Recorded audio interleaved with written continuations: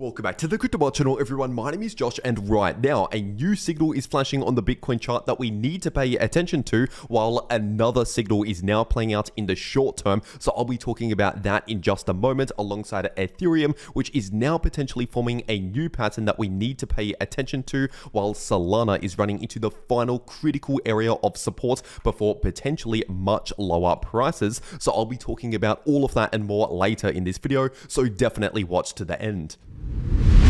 First of all, taking a look at the Bitcoin ETF news today, and just on Tuesday, we saw another net outflow, but this time it wasn't as bad as Monday. We only saw a net outflow of around $18.5 million. And so once again, Tuesday was not as bad as what we saw on Monday. We saw a much larger net outflow on Monday. And if we're looking at the breakdown, we can see BlackRock had a somewhat decent inflow into their ETF on Tuesday, but all of the other ETFs had very small, if not no inflows. And as usual, we saw another outflow coming out of Grayscale. This time it was around $155 million leaving Grayscale just on Tuesday. And so once again, when you add all of this together, we're left with a net outflow for Tuesday of around 18.6 million US dollars.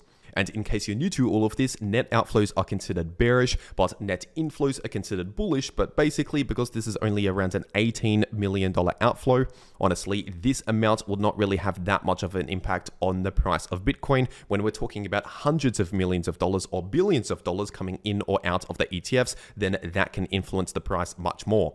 And speaking of things that can influence the price of Bitcoin, taking a look at this Bitcoin halving countdown, we only have around 9 days to go until the Bitcoin halving, which, by the way, is a once in a 4-year event. It only happens once every 4 years. And so if you're new to crypto, this is honestly one of the best times to be in crypto. And once again, it only comes around once every 4 years. So this is definitely something to pay attention to. And as we get a little bit closer to the Bitcoin halving, I'll start talking more about the Bitcoin halving and exactly what it means for Bitcoin moving forward over the coming months and over the next 1 year or so. And so make sure you subscribe to this channel with notifications turned on so that you don't miss out on any of these important update videos that I'll continue sharing each and every day. And with that being said, getting into the Bitcoin charts right now on the weekly time frame, we're still potentially repeating history, because as of right now, we're still trading right around that old all-time high level at around 69 to 70,000. So as of right now on the larger time frames, we're still looking very bullish. It's just in the somewhat short term here, obviously we're struggling around that all-time high breakout level, which is very normal to see. We've actually seen this in past bull cycles before eventually seeing a major breakout to the upside at some point later on. And now if we're taking a look at the daily Bitcoin chart, right now the price is still forming this potential ascending triangle pattern with this area of resistance sitting in between around 71,500 to 73,500, and this ascending line of support sitting at around 66,500. And statistically speaking, an ascending triangle pattern breaks out to the upside more often than it breaks to the downside. Now, that does not mean it's impossible to see a break to the downside. A break to the downside can happen. It's just that is simply the less likely scenario, statistically speaking. But ultimately, we don't actually confirm the pattern and the breakout and the next price target until we finally confirm a break either above this resistance or below this support. And so just for example, if we see a confirmed breakout above this resistance, so ideally breaking out above around 73 to 74,000 above the all-time high, then in that case, that will set up a bullish price target for this pattern right here, which would be sitting at around $89,000. And so from the point of the breakout to that price target, we're talking about a potential 21% move here in the price of Bitcoin. But remember, that price target only comes into play, it only activates once we first see a confirmed breakout above this resistance, which as of right now has not yet happened. But considering the fact that we have seen some bullish price structure recently with higher lows and higher highs more recently here in the price of Bitcoin, and considering the fact that statistically an ascending triangle pattern does actually break out to the upside more often than not, personally, when it comes to my trading strategy, taking all of that into consideration, I'm already starting to scale into a small long position at the moment. And basically, I'm starting off very small. I'm not going very heavy into that long position at all as of right now. So basically, if the price pulls back further in the short term, I'm able to continue just averaging into that position, getting the entry price lower and lower. And then eventually, when we see some sort of major bounce, or eventually if we break out above this resistance, that is when I'll massively profit from from that trade. But once again, considering it's only a relatively small trade at the moment, even if the price continues further to the downside, I can just slowly continue scaling into that long position to build it up to a bigger position at lower prices. Because despite what happens here in the short term, once again, on the larger timeframes, I'm still very bullish. I still think that we're very much within a bullish market on the larger timeframes. It's just at the moment in the somewhat short term, we're just simply struggling around that all-time high breakout level, which once again is normal to see. And if you want to trade these moves in the price of Bitcoin or any other crypto, personally, I'm taking that trade right there over on Bybit. So I'll make sure to leave a link to Bybit in the description down below and in the pinned comment. And if you use that link down below this video to make a Bybit account and deposit on that account, then you can get up to a $30,000 deposit bonus, but only if you use that link down below this video. But for whatever reason, if you cannot access Bybit or if you cannot KYC on Bybit, there is also Bitflex, which is another crypto exchange similar to Bybit, but you don't need KYC for Bitflex. And so I'll also make sure to leave a link to Bitflex down below this video. And if you use that link down below, it will take you to this page right here where you can enter an exclusive Apple Watch Series 9 giveaway, which by the way ends very soon. And in order to enter this giveaway, all you need to do is just trade some crypto on Bitflex basically, and that enters you into this giveaway. And so if you're going to be trading crypto anyway, you might as well check out those links down below this video to those exchanges if you want to get those extra bonuses. And now if we're taking a look at this daily Bitcoin chart, looking at the DXY, also known as the US dollar index, over the last one day, we've actually seen a large spike to the upside in the DXY. And this was mainly caused by new inflation numbers that just got released, new CPI numbers that came out, which basically came in just above the expected numbers. And so basically with inflation coming in slightly higher than expectations, that means the Federal Reserve may have to keep rates a little bit higher than what the market was previously expecting. And basically, if you can get a higher interest rate with US dollars, that increases the value of US dollars relative to other currencies, which increases the DXY, also known as the US dollar index. And so once again, with those inflation numbers coming in slightly above expectations, that spiked the DXY to the upside. And historically speaking, usually when the DXY is bullish, that is often bearish or at least neutral for the price of Bitcoin. And we most commonly see the largest bullish moves in the price of Bitcoin when the DXY is bearish. So just keep that in mind. And with that being said, zooming into the shorter term, looking at the 4-hour time frame, right now we're bouncing from this exact area of support that I've been talking about recently on the channel. First of all, this area of support is sitting in between around 68,000 to 69,000. And once again, right now we're currently bouncing from that area, but if we were to see a break below around 68,000 with confirmation, so candle closes back below that level or flipping that previous support into new resistance, then in that case, the next area of support is sitting in between around 65 to 66,000. And as for resistance to the upside, if this short-term bounce continues, then the next important resistance is sitting at around 71,500, and above that we have more resistance in between around 73,000 to 74,000, right around the all-time high.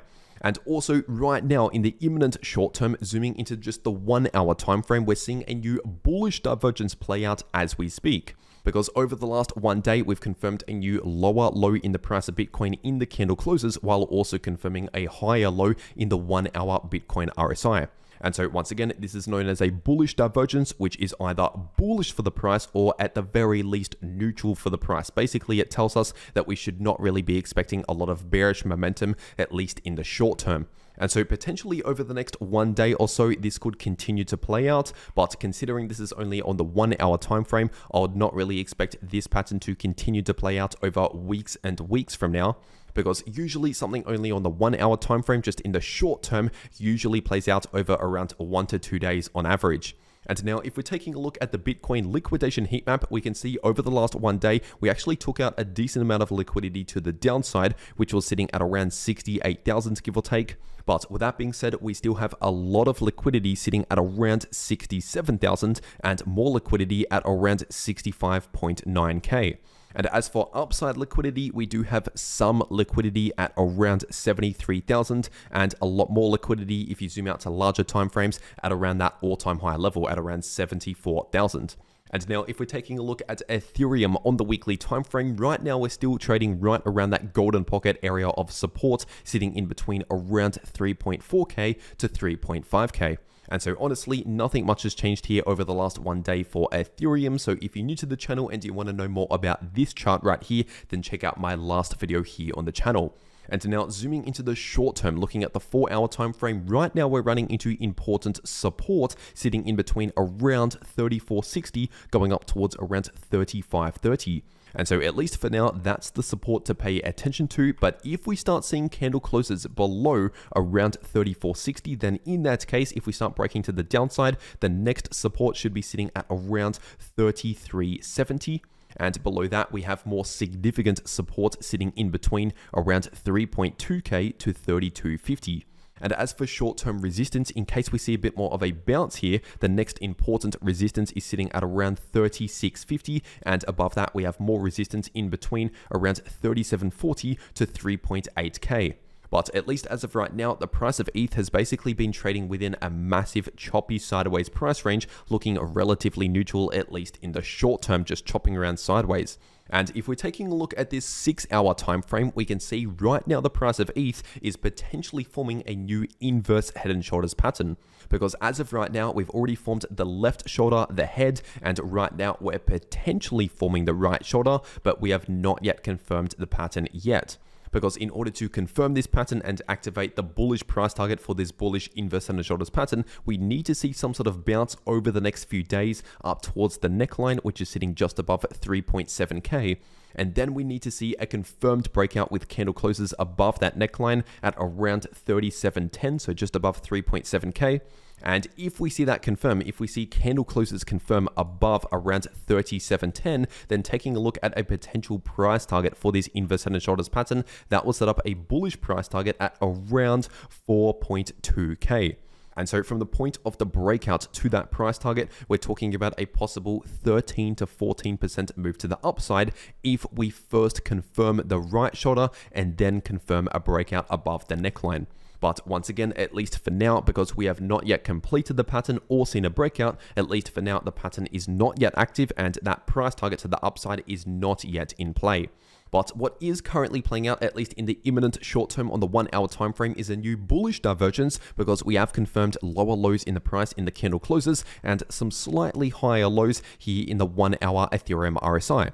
And so once again, as I said for Bitcoin earlier in the video, this means we're most likely going to see either some neutral price action or a slight bullish relief as the most likely outcomes from a bullish divergence. And now this has already been playing out over the last half a day or so, so just keep in mind this might only play out over the next few hours, maybe over the next 1 day or so. But as I said earlier, once again, I would not necessarily expect a pattern like this on a smaller time frame like the 1-hour chart to continue to play out over days and days or weeks and weeks. And if we're taking a quick look at the price of Solana, right now we're running into a critical area of support sitting in between around 167 to 172. And this is now happening after we saw a perfect rejection from this exact line of resistance that I've been warning about here on the channel. Once again, that resistance was sitting at around 182 to 183. And so now that we've seen a rejection from that level, once again, we're now running into this area of support. But if we see a confirmed break to the downside below this support, so if we see candle closes confirm below around 167, then in that case, we could potentially see a move down towards this next significant area of support, which is sitting in between around 143 to 149, so potentially just below $150. And so that is why it's important for the price of Solana to hold above this area of support to now bounce from this area in order to potentially avoid that drop to the downside towards the next support. And as for resistance, once again, we still have that level that I just mentioned earlier to pay attention to.